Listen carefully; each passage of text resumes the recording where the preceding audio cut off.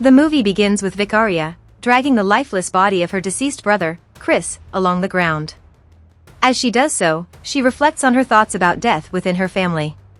Vicaria is a gifted teenager with a strong scientific passion, and she views death as a disease. Tragically, her mother, who was on her way to becoming a doctor, was lost to street violence when Vicaria was just 8 years old. This disease of death also claimed her brother, Chris, who grew up and became involved with the local drug dealer, Kengo, ultimately meeting a fatal end. Now, death is slowly taking away Vicaria's father, Donald, who grieves by turning to drugs to numb the pain. Vicaria's entire family has been taken from her by death. Absorbing much of the knowledge her mother pursued, Vicaria firmly believes that death, as a disease, can be cured, and she is determined to find the remedy. The following morning, the neighborhood is introduced. Vicaria serves as a role model for Jada, Aisha's younger sister, who is fascinated by Vicaria's vast knowledge and affectionately refers to her as the mad scientist. Aisha, Chris' girlfriend, is currently pregnant with their first child. Additionally, there is Jerome, a boy from the neighborhood around Jada's age, who shares an interest in Vicaria and her knowledge but, like her brother, is being pulled towards the local gang. The local gang, led by Kengo with Jamal as his henchman, holds control over Vicaria's neighborhood. At school, Vicaria engages in a heated argument with her teacher regarding her perspective on death. She maintains that cancer is not a disease but rather a symptom of death, which she sees as the true disease. As a result of the argument, the teacher calls for security. Following the incident, Donald is summoned to the school. The teacher attempts to explain Vicaria's obsession with death and her belief in a cure. Donald defends his daughter's viewpoint, asserting that he will continue to encourage her to think outside the box. He requests that the teacher focus on teaching and refrain from involving the cops in disagreements with Vicaria. After returning from school, Vicaria visits a storage unit where she uses it as a makeshift laboratory to carry out her research on a cure for death. She examines tissues and nerves from her deceased brother, Chris's body. Remarkably, she manages to revive his heart by connecting it to electricity. Laughing somewhat maniacally, she skillfully stitches up his disfigured body using a needle and thread. Unbeknownst to others, Vicaria is the one responsible for stealing dead bodies to use in her experiments. Aisha brings up the matter about not knowing what happened to Chris's body, along with numerous others that went missing, remains unknown. That evening, while tending to her exhausted father, Vicaria overhears police officers conversing outside their house. The situation escalates into a clash between the gang members and the police, resulting in Jerome being shot. Paramedics arrive on the scene and attempt to revive him using a defibrillator, while Vicaria watches intently. Sadly, Jerome does not survive. However, this experience provides Vicaria with the insight she needs to revive her brother. She devises a plan to use a substantial amount of electricity to jumpstart Chris's heart. Placing a device near to the neighborhood power source, she connects Chris's body to it. Summoning her courage, she proceeds with the experiment, successfully bringing Chris back to life. However, upon his return, disoriented Chris unintentionally burns Vicaria's hand by grabbing it. Vicaria takes Chris to confront his killer and expose the drug trade that has affected her father. However, they are intercepted by Curtis, a gang member, leading to Chris being shot. In the ensuing altercation, Chris manages to severely injure Curtis, and the other gang members begin searching for them. The duo successfully escapes with the drugs and hides in the lab. In a state of shock, Vicaria struggles to comprehend the events and decides to lock Chris inside the lab before leaving. The next morning, while retrieving her device from the power source, Vicaria is confronted by Jamal, who questions her about the previous night's incident. He brings her to Kengo, the gang leader, to inquire about the events. Kengo seeks information about who was with her and the whereabouts of his drugs. Vicaria refuses to provide any answers or hand over the drugs, resulting in Jamal physically assaulting her. Kengo intervenes and explains to Vicaria that she now works for him. Later that day, after returning from school, Jamal brings Vicaria to Kengo again, pressuring her to cooperate and reveal who was with her the previous night. Faced with threats, she reluctantly agrees to work for them. During the following night, Vicaria goes looking for her brother. After a while she hears noises, finds out that a police officer has been shot on the street.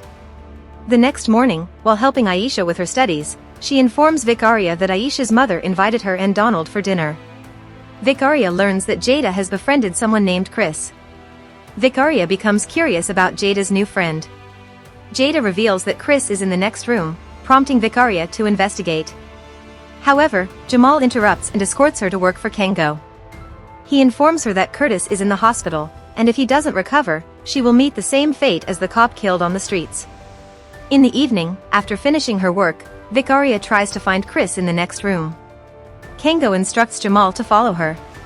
When Vicaria finally locates Chris, he is engaged in a struggle with Jamal, who had been tailing her. Frightened, Vicaria flees to her house. The entire family gathers for dinner, where Vicaria warns Jada to avoid Chris as he is dangerous. During the meal, they discuss family matters, and Jada informs Vicaria that Chris has been watching her. Suddenly, there is a loud bang at the door. It is the police, investigating the murder of the officer. Donald speaks to them from behind the door, answering their questions. Once they are gone, everyone proceeds with having dinner and shares fond memories of Chris and have a laugh. While on the street, Chris becomes involved in a confrontation with the police and gets shot. However, he gravely injures one of the officers in the process. As Vicaria goes to meet Kango, Donald returns home and discovers bloodstains on the floor. He realizes it is Chris, but upon seeing him, he struggles to believe that. In a heated altercation, Donald tells Chris to leave, resulting in Chris accidentally strangling his father to death. Meanwhile, Vicaria meets up with Kango and returns the drugs she had taken. However, during this time, Jamal receives a phone call informing him that Curtis is dead. Enraged, Jamal threatens to kill Vicaria. Kango attempts to intervene but ends up being wounded by Jamal's blade. Vicaria manages to escape and returns home, discovering the bloodstains. While searching for her father, Vicaria discovers Donald's lifeless body on the floor. She collapses on the ground, filled with sadness. Meanwhile, Jamal arrives with the intention of killing her, overpowering Kango in the process. In the midst of the altercation, Chris appears and ends up using Jamal's own blade to kill him. Witnessing this horrifying incident, Vicaria and Kango seek refuge in the next room. Vicaria explains to Kango that Chris is the result of her using body parts from various individuals to revive him. He realizes that she is the body snatcher everyone's being talking about. Vicaria clarifies that her intention was to cure Chris of death and didn't anticipate the consequences. Meanwhile, Chris attempts to enter the room, and Vicaria defends herself by stabbing his hand. After resolving their differences, they both agree that they must eliminate the monstrous presence within Chris's dead body. They devise a plan where a significant surge of energy, if it cured him, can also kill him.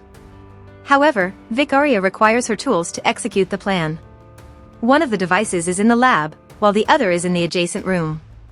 Vicaria proceeds to the lab to prepare the tools for the experiment. Upon arriving, she discovers Jada there, the one who showed Chris his family before their deaths. Vicaria warns Jada of the danger and instructs her to leave. Meanwhile, Kango sacrifices himself to retrieve the other half of the device for Vicaria. She sets it up near the power source. However, Chris arrives just as Vicaria finishes her preparations. Fearing for her safety, Vicaria rushes to the lab and waits for Chris to arrive. Once he reaches the lab, she initiates the experiment. A massive surge of electricity causes his demise. In his final moments, Chris admits that he awakened as a monster. However, Vicaria refuses to accept this, believing that he became a monster due to others labeling him as such. Vicaria learns from Jada that her entire family is now deceased. When Chris visited them after dinner, they didn't recognize him and labeled him a monster, leading to a tragic outcome where Chris killed everyone. While consoling Jada about the incident, Vicaria has an idea. Since only a short time has passed since their deaths, she contemplates using her experiment to bring them all back, not as monsters like Chris. They embark on the task, starting with Aisha. The procedure successfully revives Aisha, along with her stillborn baby, Victor, alive in her womb. Vicaria poses questions to ensure that it is truly Aisha and not another monster. After returning from the dead, Aisha inquires about the rest of the family. The movie concludes with Vicaria assuring her that they will soon be reunited.